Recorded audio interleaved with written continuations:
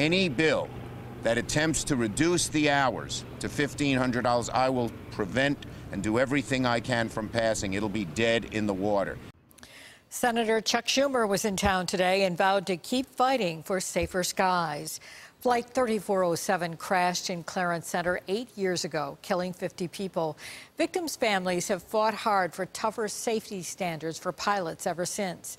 Well, now a group wants to make changes to the airline safety bill, and News 4's Dave Graber has the latest on this battle. Dave?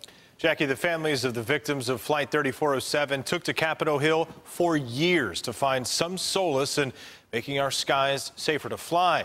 But a federal advisory panel is trying to reverse the efforts of those families as well as federal lawmakers, all of whom are saying they are willing and ready to rekindle this fight. The American public needs to realize that this could mean the difference between life or death, and that's what it was to us.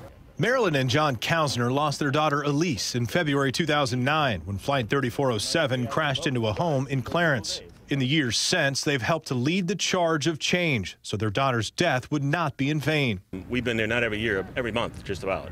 The rules they helped enact, with the help of Western New York lawmakers like Senator Chuck Schumer and Congressman Chris Collins, are being threatened yet again. That's thwarting the will of Congress, which was very clear. There was no ambiguity whatsoever in the 1,500 hours. The Aviation Rulemaking Advisory Committee said in a report to the FAA this week that pilots' 1,500 hours of training for their flying certificate is unnecessary. They say that's led to fewer pilots in the air.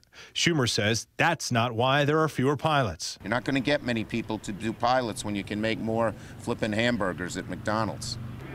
If they'd pay him a decent salary, which a pilot obviously deserves, they would. So I want to say this.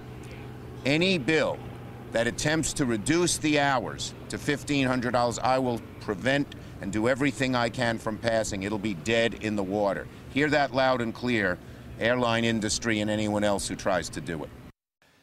Now, Congressman Collins says that Congress may need to act quickly to stop the FAA administrator for following those recommendations of his advisory committee, especially since the recommendations were made this week by such a landslide, a vote of 21-4.